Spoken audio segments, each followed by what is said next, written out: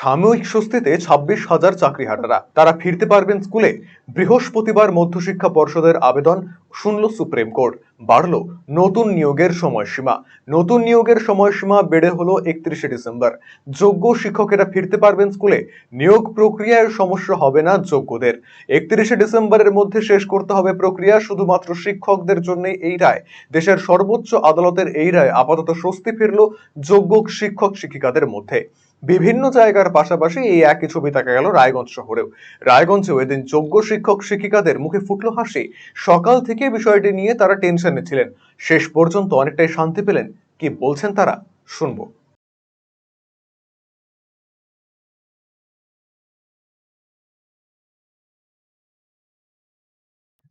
এটা তো সাময়িক একটা স্বস্তির ব্যাপার অবশ্যই, কিন্তু এটাতে আমরা সম্পূর্ণ রকম আশ্বস্ত নয়।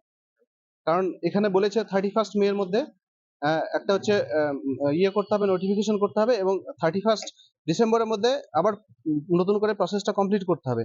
এবার আমরা পরীক্ষা দেওয়াতে কোনো রকম ভাবেই যেতে চাই না, কারণ আমরা একবার পরীক্ষা দিয়ে এই প্রসেসের মধ্যে দিয়ে এসেছি।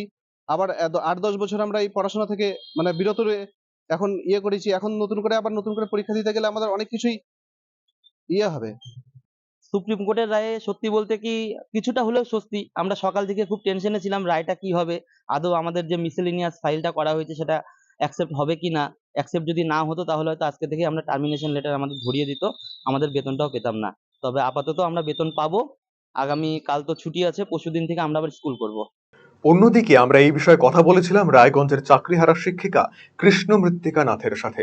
তিনি বলেন সুপ্রিম কোর্টের এই রায়ে কোনোভাবেই স্বস্তি ফিরছে না। তিনি আশ্বস্ত হতে পারছেন না, কারণ ডিসেম্বরের মধ্যে আবারও তাদের চাকরি থেকে বরখাস্ত করে দেওয়া হতে পারে। শুনবো তার বক্তব্য।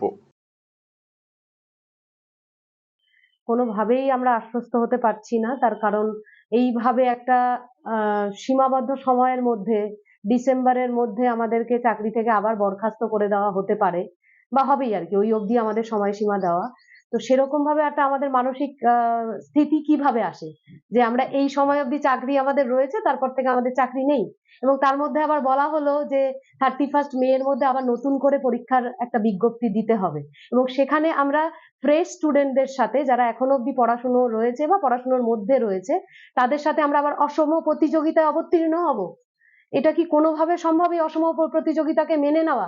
আমি তো কোনোভাবেই মানতে পারবো না। রায়গঞ্জবাসীদের জন্য সুখবর, যারা দীর্ঘদিন ধরে পেটের সমস্যায় ভুগছেন তাদের জন্য রায়গঞ্জ দিশারিতে আসছেন ব্যাঙ্গালোরের প্রখ্যাত গ্যাস্ট্রোএন্টারোলজিস্ট ডাক্তার ইরশাদ আলী, এইচএমডি, ডিএনবি।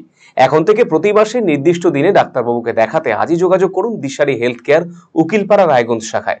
যোগাযোগ করুন 7477785509 এই নম্বরে এবং 7477785512 এই নম্বরে।